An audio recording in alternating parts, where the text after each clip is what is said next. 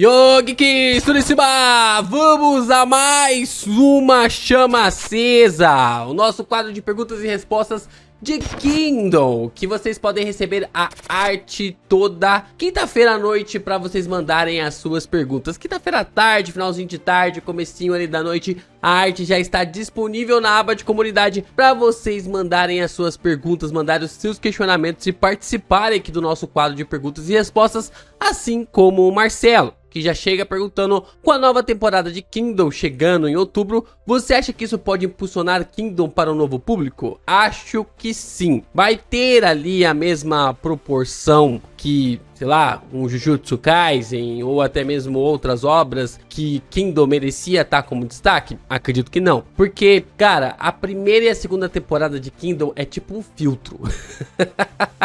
É terrível a primeira e a segunda temporada de Kingdom. Quem tem sorte de sair da primeira e da segunda e ir para o mangá, já tá ganho, já tá realmente assim ganho, porque o mangá realmente é formidável. Agora, eu acho muito difícil que uma sexta temporada venha chamar a atenção, a não ser que nós tenhamos realmente lutas assim absurdas, animação realmente assim bem fluida no combate, o que não é forte de Kingdom, né? Não acaba não sendo forte de Kingdom, mas a gente volta para falar mais sobre as outras perguntas depois da vinheta.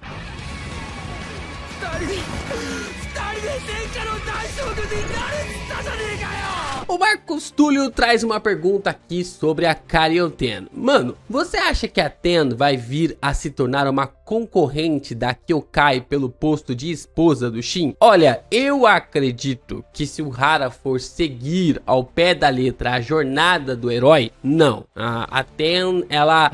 o fato da evolução da personagem tende-se a ser com que ela acabe sendo aquele tipo de personagem que tem que abrir mão, sabe? Que é aquele personagem que pra crescer, pra evoluir, precisa abrir mão de algo. Então eu acredito que a Ten, ela tem essa perspectiva. Agora, se o Hara for seguir aos fatos históricos, aos pontos históricos, aí pode ser que tanto a Ten quanto também a Kyokai venham a se tornar esposas do Shin. Acho muito difícil isso acontecer, mas historicamente isso não é nada impossível, né? Visto o que os generais, o que realmente acontecia na época, nós estamos falando ali de 200 e pouco antes de Cristo, então eu não duvidaria se o Hara seguisse para este ponto. Mas nós estamos falando aqui de uma jornada do herói, e o herói, ele é o quê? Ele é uma pessoa inspiradora, ele precisa realmente ser íntegro, fiel. Então eu acho que o Hara vai seguir apenas com a Kyokai, e a Ten,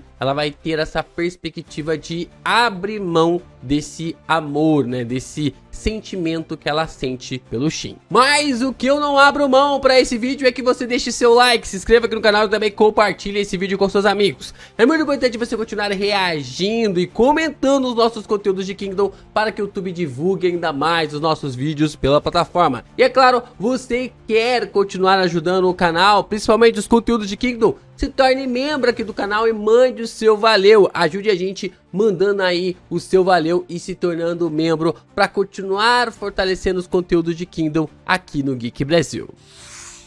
O Guilherme Antônio, ele traz uma pergunta bem intrigante. Supostamente, Hakuki, o líder dos 6 grandes generais, tirou a própria vida. Você acha que de alguma forma a história dele foi alterada, como a de Kyo, para poupar constrangimentos ao estado de Qin? Ele foi de alguma forma punido ou sofreu uma vingança pelo hediondo crime de guerra em Shouhei? E se Hakuki estivesse vivo, o rei Eisei seria capaz de trabalhar com ele? Olha, eu acho que esse cara, ele é tão maluco quanto o Kanki. Eu acho que deve ter alguma história extremamente parecida ali com o Kanki na situação envolvendo a backstory do personagem, porque o cara decidir enterrar vivo 400 mil pessoas, o cara não bate bem na cabeça.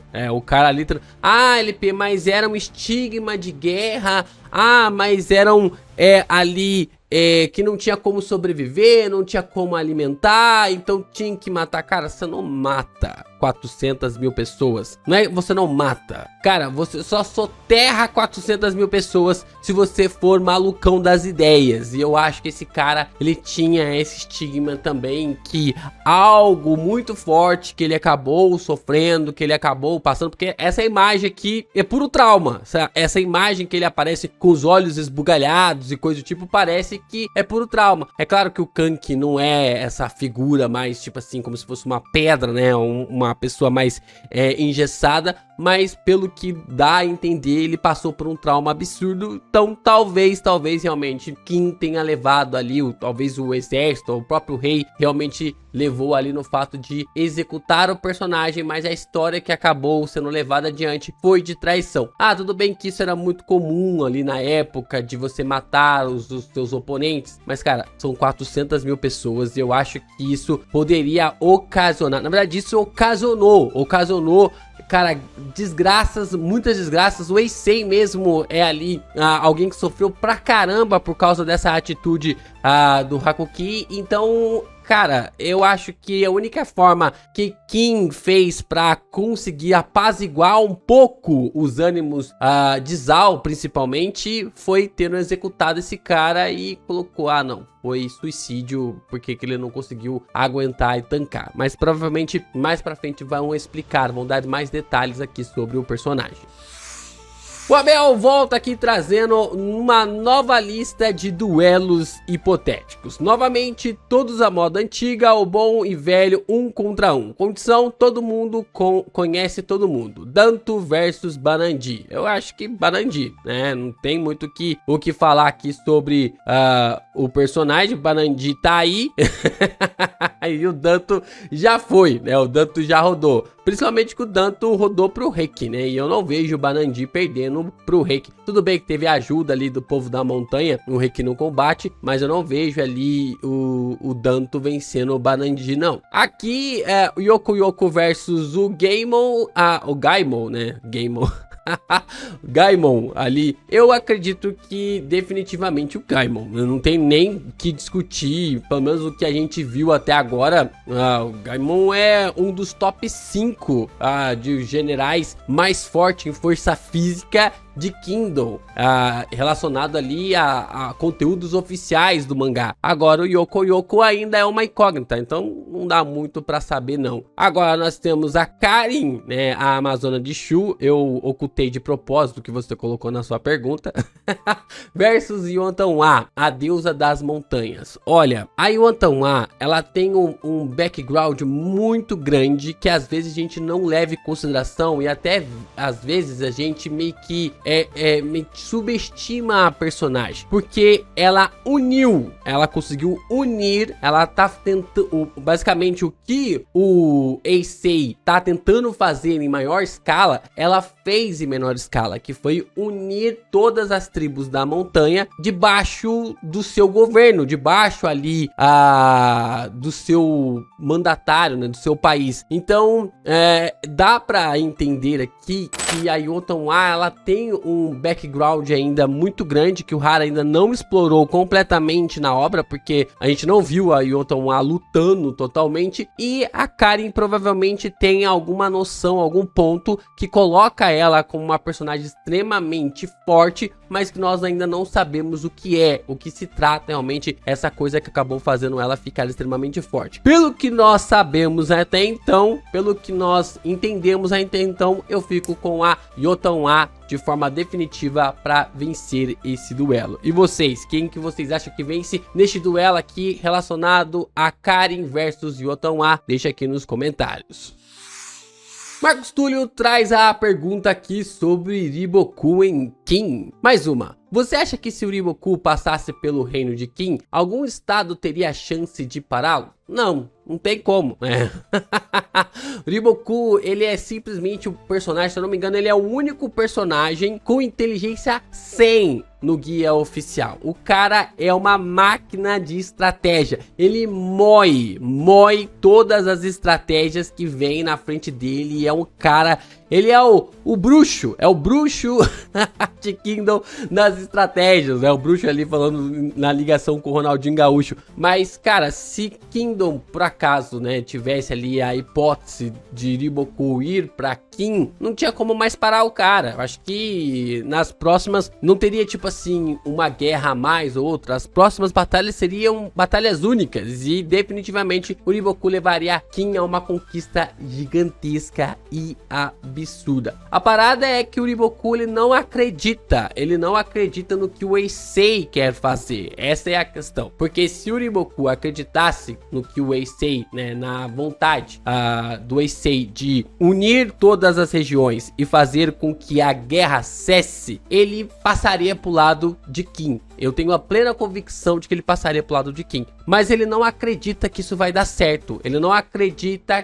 que Eisei terá a capacidade de realizar. Inclusive tem até alguns capítulos em que o Riboku faz esse tipo de questionamento, né? Sobre quando tanto o Shin quanto também o Eisei começam a virar o jogo lá na Guerra da Coalizão. Ele começa a questionar essa possibilidade e o planejamento do rei, só que na cabeça dele, lógica, que o Eisei quer fazer é simplesmente impossível. Então, ele não quer simplesmente que Zal seja destruída para que outra nação venha, destrua Kim, tome todo o território e assim todo o planejamento, toda a história ali de Zal seja destruída. Então, esse é o propósito aqui do Riboku. Mas quando ele for derrotado, ou quando ele for executado, provavelmente ali ele vai passar essa intenção, vai passar a acreditar, meio que vai passar o bastão ali para o Shin e também para o Eisei, para que traga paz ao reinado, para a região de Zal. O Marcelo volta aqui para trazer outra pergunta. Depois de qual conquista você acha que o Shin vai ocupar uma das posições dos 6 generais? Depois da conquista de Zal ou mais recentemente com a queda de Han? Não, eu não acredito que vem depois de Han, porque o Shin, ele derrota um comandante, né? Ele derrota ali o vice-comandante ali do exército, né? Que ele acaba, mas não é o suficiente, né? Se ele voltasse, por exemplo, com a cabeça do Hakuakan, seria uma outra parada, né? Aí, tipo assim, não teria o que fazer. Agora, eu acredito que o Shin, ele se torna grande general quando Zal cai. Pra mim vai ser essa sequência. Eu não sei se vai ser assim, tá? Mas a minha sequência vai ser assim. A Han acaba caindo. Depois nós vamos ter a guerra em Wei. A guerra em Wei provavelmente vai acontecer ali e Kim vai conseguir ultrapassar ali o Wei, porque quando você consegue vencer ali o Wei, você tem tanto a abertura para o norte quanto o sul da região de Zal. E aí depois Zal cai. Quando Zal cair com o Shin ali sendo um dos protagonistas de Zal, não o principal, mas sendo o protagonista, aí eu acredito que ele vai para Shu, para a guerra de Shu, já sendo consagrado como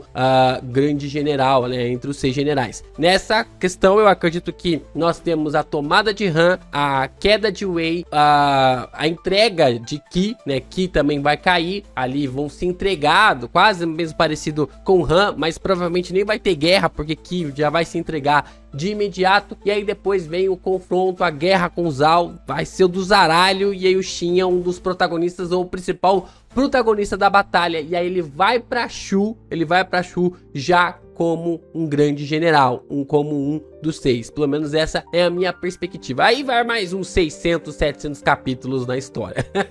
600, 700 capítulos fácil.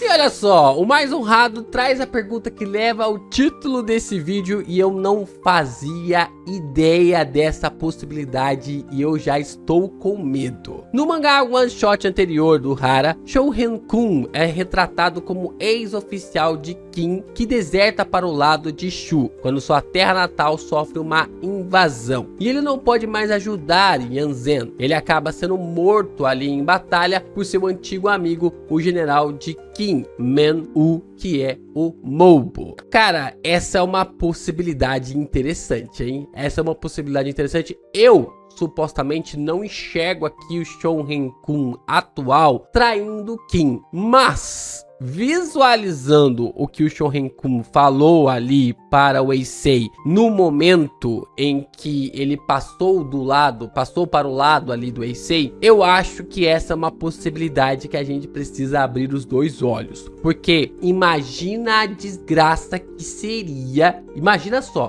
a desgraça que seria se quando Zou caísse, o Shorin-kun voltasse pra Shu e entregasse todo o plano nas mãos ali do país. Todo o planejamento, todas as estratégias, tudo de Kim nas mãos ali de Shu. Cara, seria realmente do zaralho. Imagina o plot twist, o cara brotando lá em Shu e Kim sem entender nada, o Eisei tomando a rasteira e toda a justificativa do porquê Shu vai ser esse grande inferno que a gente tá esperando, né? Esse inferno a céu aberto entre os combates, entre as guerras. Porque até então o que é comentado é que a guerra em Shu é a guerra mais sangrenta. Inclusive é a guerra até mesmo em que a unidade de Shin mais perde ali combatentes. Então, para que algo assim seja justificado na história de Kingdom, eu vejo nessa grande possibilidade de Shorin-kun ser realmente um traidor futuramente. Não descartaria essa possibilidade, deixando ali o combate diretamente entre Mobu e também ali Shorin-kun de uma forma bem legal ali na batalha de Shu. E vocês, o que vocês acham? Eu acredito que existe a possibilidade ali